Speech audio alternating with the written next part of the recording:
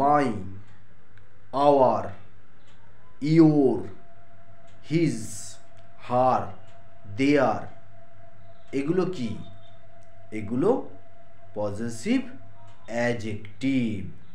এগুলোকে কিন্তু আমরা অনেকেই ভুল করে পজেসিভ প্রোনাউন ভেবে ফেলি। আসলে এগুলো পজেসিভ অ্যাডজেক্টিভ।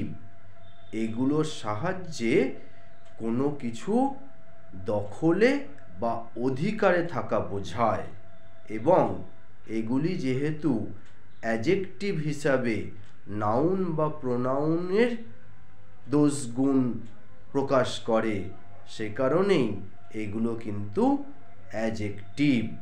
সেজন্য এইগুলোকে আমরা পজেসিভ প্রোনাউন বলবো না, এগুলো আসলে পজেসিভ অ্যাডজেক্টিভ।